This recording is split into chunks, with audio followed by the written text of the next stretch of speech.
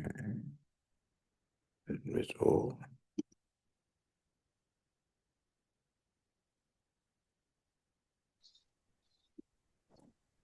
Hey, Lawrence. Good morning. Good morning. I didn't Good recognize. morning, Lawrence. Good Good morning. morning. Good morning. Coming up. Hold on. Good morning, everybody. And bright and Good morning. early. Good morning. Good morning. So I'm in Las Vegas. So I normally am contemplating my eyelids at this time, the inner part of my eyelids in Florida. But I've actually got them open today at this time. So good morning, everybody. I'm delighted to be with you. Let me just see. Okay. Dee Dee, are you on a computer? I am not, but I can get on a computer. No, I don't want you to do that. I just wanted somebody to help me let everybody in because I've only got one screen here. Let me see what we got here. Yeah, hold on. Jeez.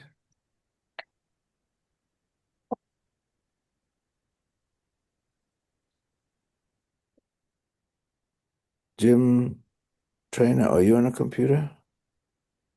Good morning. Good morning, Lori.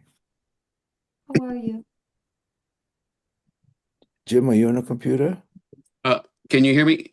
Yes, sir, I can. Oh, no, I'm on my phone. I always get on my phone because I type on the computer. Okay, no problem. All right, well, I'll just have to. I'm on the computer, Lawrence. Oh, Lori, would you mind letting people in for me? Absolutely. Can I make you co-host? I would be honored. Well, that's very sweet of you. Thank you. Okay, you are now co-host. So just anybody that you see that's wanting to admit, just admit them, please. Yes, it's my pleasure. Thank you. Thank you. Okay, let's do it. Good morning, everybody. It is Friday the 13th. It's a lucky day. It's a good day. Every day is a good day, but today is a particularly good day, Friday, 13th. So obviously the slaughterhouse of failure is not in our destiny. We shall persevere until we succeed. Or the slaughterhouse of failure is in our destiny if we quit. That's a little addition from Ogmandino.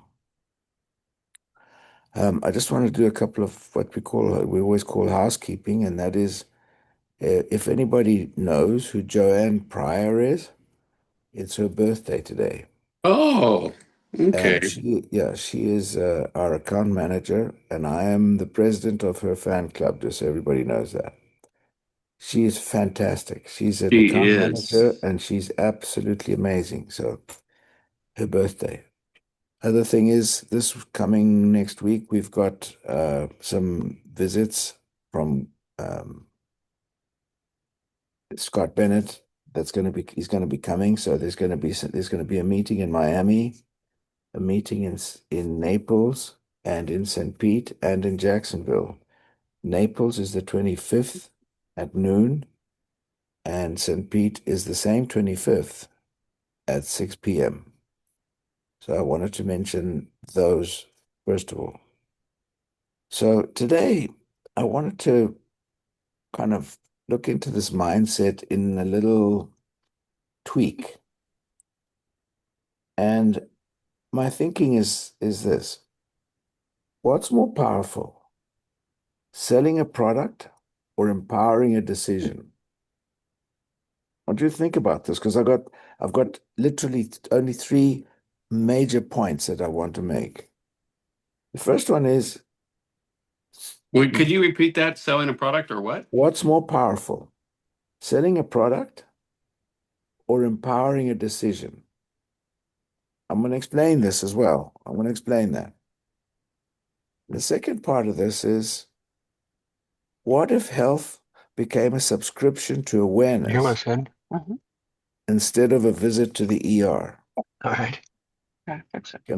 Can everybody mute themselves if you don't mind for a second? So the questions are the following, and then we'll go elaborate. What's more powerful, selling a product or empowering a decision? Why am I saying that? Because selling a product is something that is finite. You've done something, you've sold it, sold a product, and goodbye, it's done. Whereas empowering a decision will have ongoing consequences or ongoing repercussions, positive ones. And what if the second one is, what if health became a subscription to awareness instead of a visit to the ER? So, from selling products to selling decisions, from ER visits to subscriptions to awareness. If we can sell an awareness to a subscription as opposed to having as a health issue. So what are we actually doing? We're helping people be more clear with the confusion that's around, more confidence, more direction in what they need and how we can help them. And what's most important is they're getting help in decision making. Because that's we talked about this the other day. We're so bombarded with information that is really causing confusion and stress, and we're trying to keep up with this and keep up with that, and so when we are in a position that we know something that other people don't know, and we are sure of what we're doing, and we're sure of what we have, and we're confident, and we have what I like to call swagger, then we can really help people based on science, technology, innovation in our case. So, what if health becomes a subscription to awareness? It's a subscription to awareness. That's what health is. So, right now, most of us, society, are living on a healthcare plan. And the healthcare plan is usually ignore everything, delay, crash, have a panic, go to the ER, get into debt, and then repeat. If we took care of ourselves as we take care of our cars, it would be a hell of a lot easier and we'd be a lot better off. So the core reframe that I'd like to say is that we're not in sales, we're in leadership. We're entrepreneurs, sales leaders. We're building a team. We're not selling objects. We're selling certainty, confidence, a new identity, a new way of operating. So in sales, you talk about closing. I closed the sale. Well, I disagree dramatically with that. I think we should be openers. We should be opening a relationship. We should open a relationship. We should have a open dialogue, but open relationship where we can actually continually have the dialogue and grow together. Not just sell, not just sell, not just sell. I sold something, goodbye. It used to be on the sales model that you pitch, you push, you handle objections, discount, you close, and you move on. That's absolutely not what we need to do.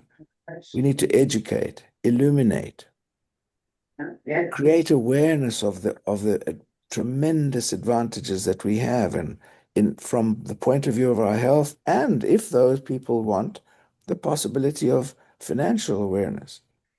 You can help them choose, build trust, and build recurring income. So this is where we have the difference in those things that I was talking about. So think about the way a lot of people think, I'll only deal with my car when it runs out of gas. Who would ever think something like that? Or when something goes wrong? No, you think of your car when it's going well. You maintain it. You take it for its service. You take it for, its maintenance. But in our bodies, we don't do that. And we tend to forget until somebody like us, leaders, will remind people that we're here to help them as well. We're here to help them in a um, health environment by looking at a subscription and where the health becomes a subscription for awareness instead of going to the ER. So, for example, what is a subscription? It's being proactive, it's recurring, it's guided, measurable, relationship based on consistency. So that's the whole point of what our business is. It's on subscriptions.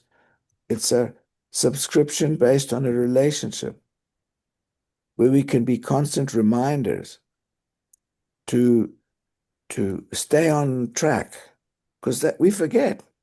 People forget. The ER is a reactive thing. We just, go to the emergency room because we've neglected ourselves. Becomes expensive. It's like the difference between something that's urgent and something that's important. Something becomes urgent when we haven't done it at its right time. It's important. Paying taxes is important, and it becomes hell of an urgent if you start doing that on March, or you're trying to figure it out. So that's how we've got to think ahead. We've got to be ahead of what we're doing, and I I think our job is a very clear relationship. I'm at a conference right now. I'm what they call a +1, which is like an appendix. I'm in Las Vegas, and it's a maternal fetal neonatal conference, neonatal fetal conference. I know nothing about any of that. I mean, like absolutely nothing. But I do know that there are people. I do know that they're doctors, that they're nurses, that they're salespeople, that they are reps. They're humans, they're people. So I didn't get intimidated. I'm not intimidated to talk to absolutely anybody, because from the human aspect, that's where I can make a difference. We can make a difference. When we look at a person, no matter I mean, in the case of my wife's hospital, there's a surgeon that does surgery in the embryo, in the uterus, excuse me, in the uterus. How the hell do you do that? I mean, these people are on another planet, and yet they're humans, and they've got families. And we're talking about basic health. We're talking about healthcare. And the healthcare starts with preventive medicine. It starts with some looking after ourselves, trying to be proactive in our health. So I've put out a couple of things there. I'd like to hear if anybody's got any comments.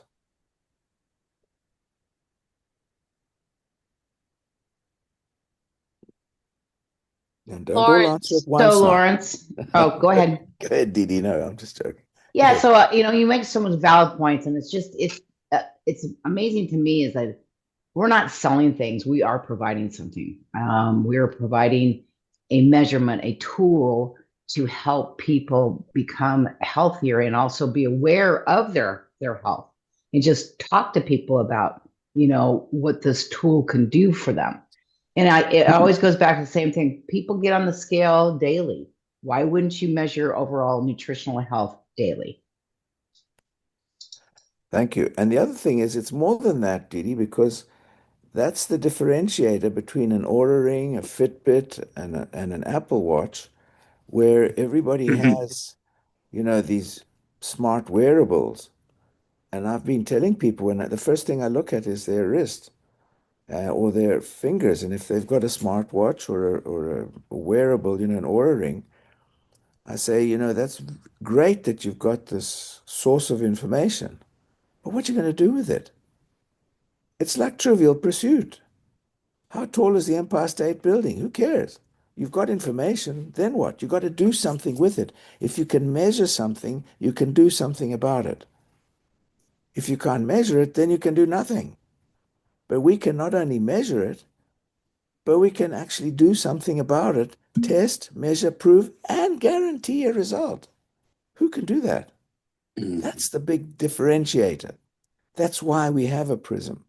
That's why we had the scanner, was to be able to show and guarantee that the products we have work, that we can actually show the difference and prove it and guarantee it. If your score doesn't go up, if your score doesn't go up, you get a refund. Martin, I see your hand. Oh, there you are. Martin, yes, sir. Yes, good morning, Lawrence. It's interesting. You're so right.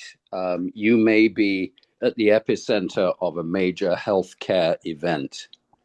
However, it's very interesting. And Carol and I were at an open house for a medical practice that was opening a few days ago.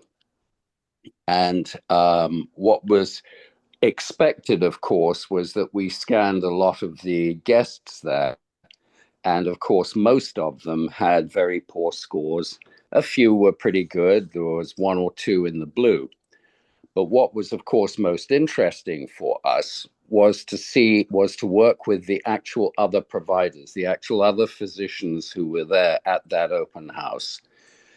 And we had one gentleman who is apparently worldwide known for peptides, and he looked like the picture of health, and he's met Joe Chang and blah, blah, blah. And people were going in there and walking out wide-eyed at all the wonders he could do for them. And then we tested him, and he scored 290.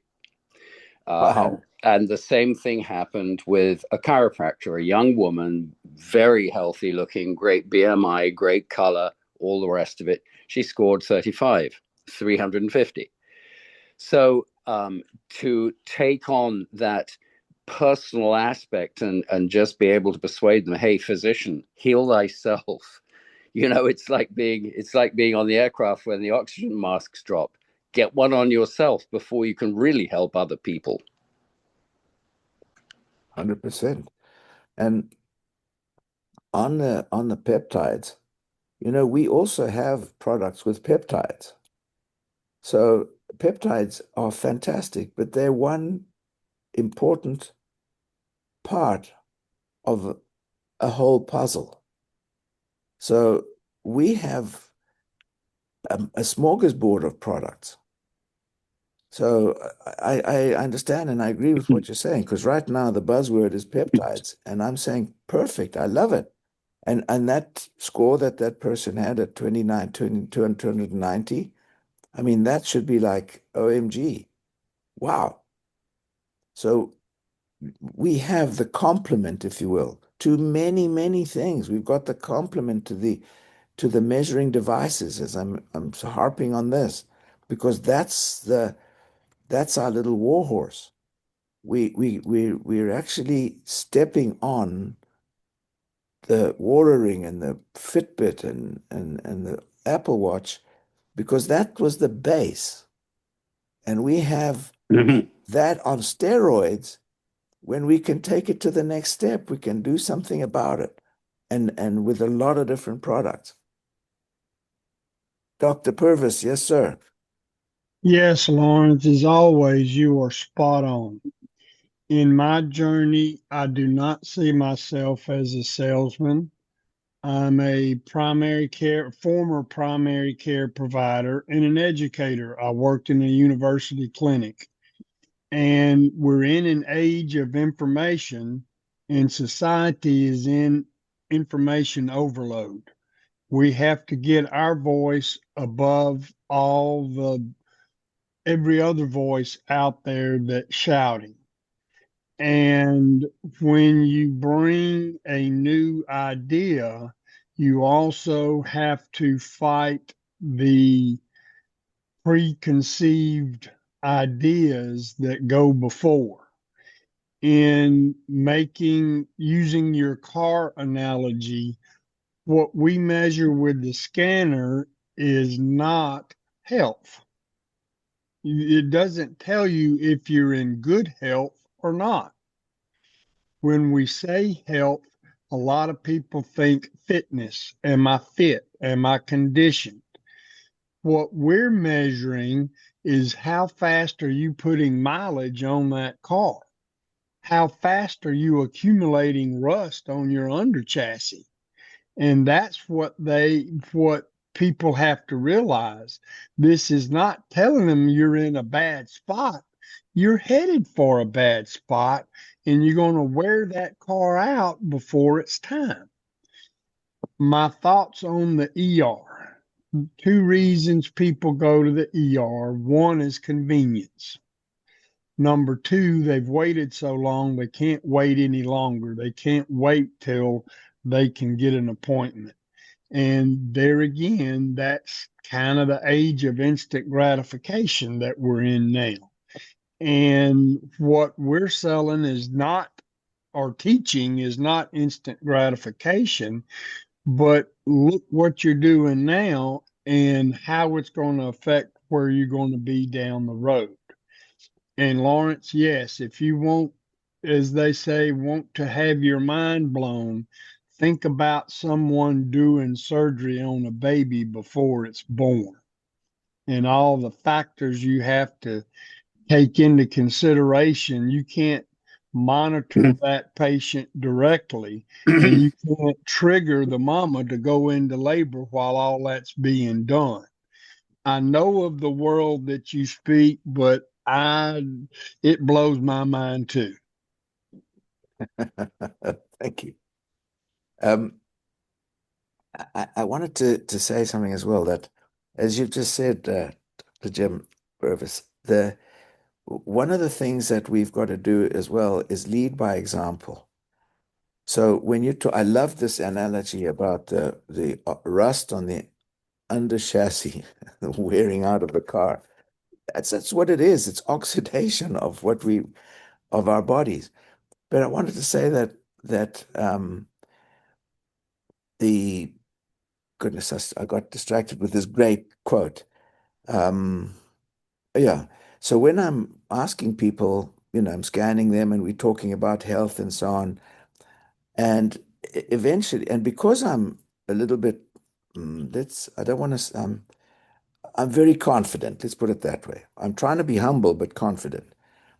And then at the end, they say, "Well, what do you score?" Like to sort of like in a little way, disparaging way, like, "Well, you're so big on talk. What do you score?" And when I score, it's 930. And then they say, "Well, what do you do? What do you take?" I said, "I've been telling you for the last 10 minutes how to do it." So we have to lead by example. We have to ourselves have our vehicles in perfect shape as well, if possible, so that we have the integrity and the credibility of being able to lead by example. Jeremy Anderson, yes, sir. Yeah, so I just love what you said about, are we selling a product or empowering a decision? And I just wanted to share one quick success or an example. I think I've gotten really, really savvy and good at building this relationship through the assessment form. I if it doesn't matter what they come in for because they're all humans. I think some of the people on my team feel like it's awkward to talk about some of these things there. It's hard to bring up, but I want to help them change that thought process because they could be coming in for ingrown toenail, and while they're getting numb, I say, we have this really great wellness program. Let me hand you an assessment and ask you a few wellness questions, and then I'll come back in and check your nutrition with a scanner. And I walk out. And then when I come back in and review that assessment, that's the beginning of the relationship, the beginning of the journey, the beginning of the subscription to a new life. And if you start viewing it that way, you start having truly meaningful, impactful 2 to 3 minute visits that's building the start of a new special relationship. So I did that with this gal, started her on Life Pack Nano, taking 1 packet a day to fit her budget. And then I sent her to my wellness page on my Facebook. And she just commented this morning, I've been shopping all day. I've been thinking all day. I've been preparing for this new journey. And I think, okay, well, that's the beginning of the new relationship and the new journey. And it wasn't transactional, it was more meaningful. And if we have it go that way, instead of just selling a product, pat on the back, I got a subscription or sold a one-time product, you'll have a long lasting relationship for 10, 20, 30 years and a subscriber to a new lifestyle. So we're pitching a program, a lifestyle, a meaningful change.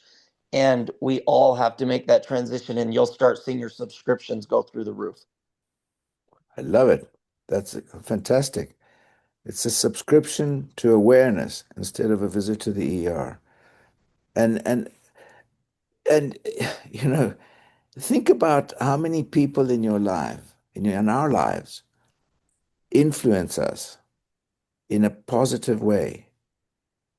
And even if you're going to see Dr. Anderson for an ingrown toenail, and he's suddenly giving you some really good advice about something in your health, that becomes a relationship. These are important things. This is, we live in a very fast society, and it's very few people take the time to have the empathy and to humanize ourselves, because we're just running through lives doing our jobs, but our job should entail the humane and empathetic part of life, because it's relationship. Life's too short to just go through without that. Yeah, thank you, uh, Jeremy. That was nice. Go ahead. Oh, you came off again. You fell off. Sorry. Lawrence, it's so interesting to when one's at a scanning event and people come to you and they say, "Oh, what are you doing?" You explain it a little bit, and they say, "Oh, I'm scared.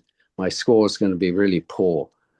And I always say to them, there are no bad scores. There are only scores that can be improved. And I think the key is, I have one of these little cardio things where I can do a cardiogram on my phone and an EKG. And I have various other things. I have the Fitbit and various other things, and they give me data, and data is great. What I'm really looking for is actionable intelligence, and we take data and turn it into actionable intelligence, and that's something that the rest of this community of monitoring devices is not nearly as good at. 100%. Thank you. And on that, about the people saying I'm scared, I gamify that too. I say, look, you don't have to, this is not a confessional. You're coming and you're saying, oh, I'm probably going to be in the red. Well, if you know that, why, if you know you haven't got a good, healthy lifestyle choices, or if you don't have healthy lifestyle choices, and you already believe you're going to be in the red, then, this is a wake-up call. So have fun with that as well. Lawrence, if I may add another couple thoughts. Please. Relationships start with an encounter. I had an encounter with the greeter at Sam's. He had a spiel that he welcomed people with. You have encounters with people in the parking lot exchanging carts. It's those any encounter can grow to a relationship. But we have encounters all time through the day. And that's what life is about, interaction with other people. And when we talk about the numbers, what do you do with those numbers?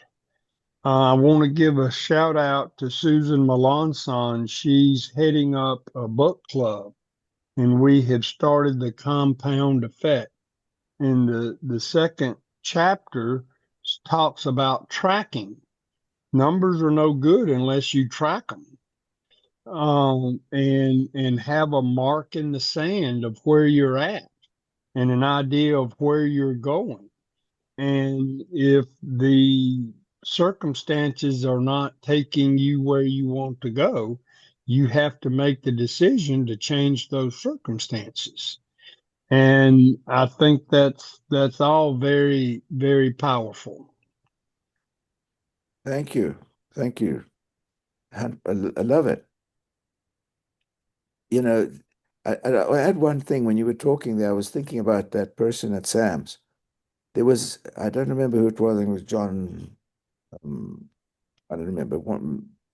Somebody I heard was listening to one of the um, gurus that was talking about mindset and so on. And he interviewed somebody who was working at Starbucks. And he said, are you happy here? And he said, yes, this is my second job. And he said, well, what do you mean your second job? Do you work somewhere else? He says, yes, I work at, I don't remember. There were two different companies, Starbucks and let's call it, I don't want to say anything bad about anybody, but another company. And he said, I do the same job there and I do the same job here. And he said, oh, and he said, so how's it going? He said, well, I love this job, but I don't love the other job. He said, well, it's the same job, isn't it? He said, yes.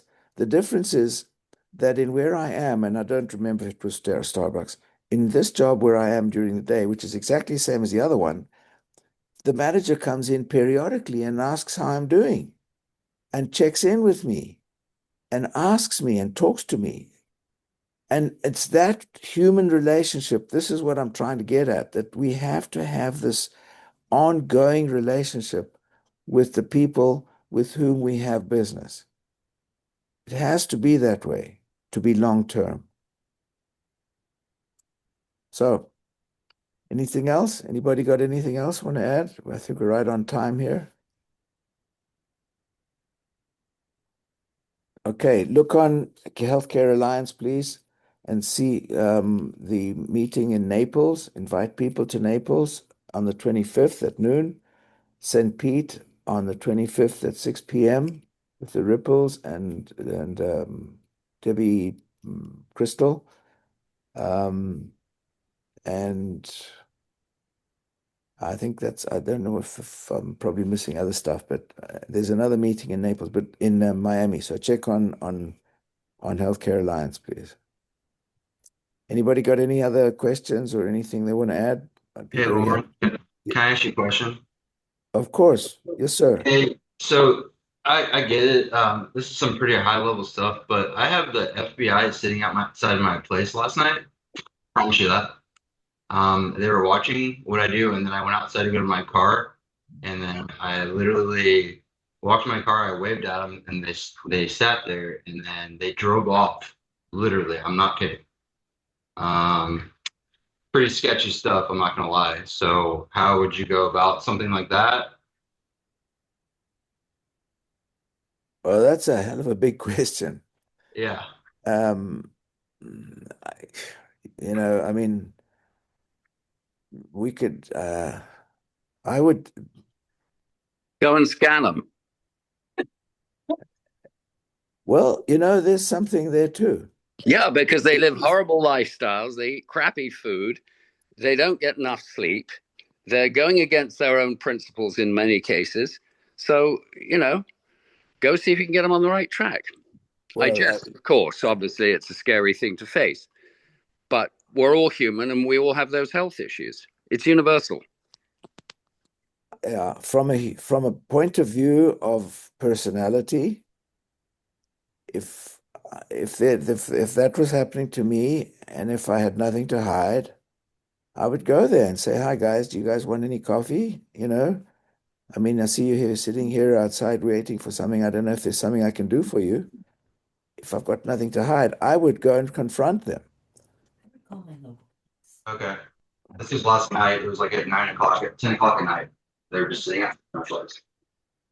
You're not in Tucson, Arizona, are you? No, I'm in Kansas City, Missouri. Okay, because they're all over Tucson right now. Okay. Are you certain it's the FBI? No, not at all.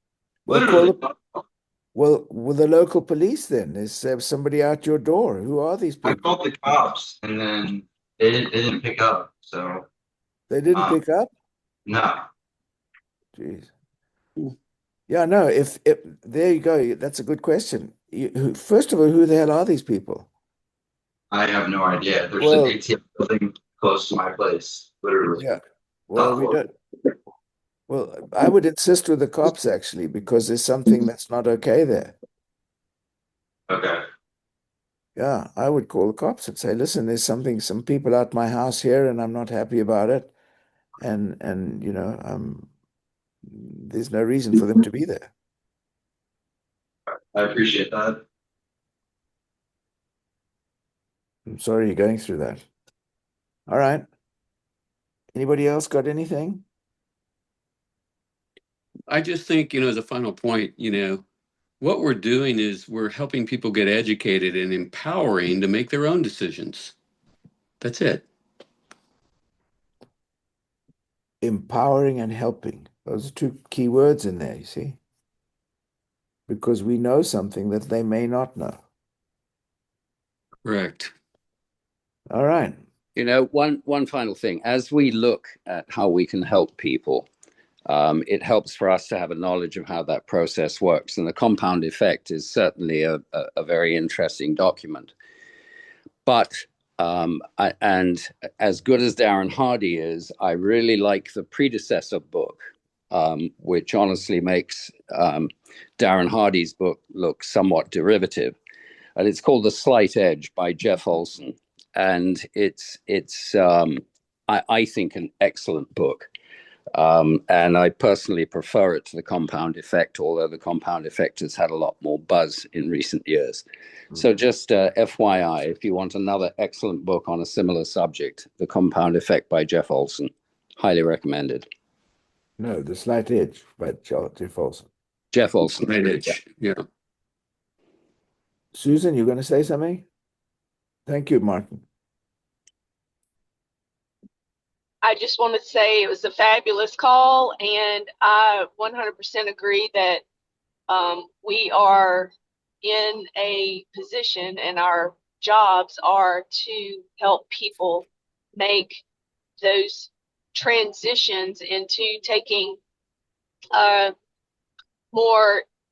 being more in charge of their health and their wellness and their life. Absolutely. Thank you. Well, thanks, everybody. Thanks, Susan. Thanks, Lori, for helping with this today. Thanks, everybody, for participating. Blessings.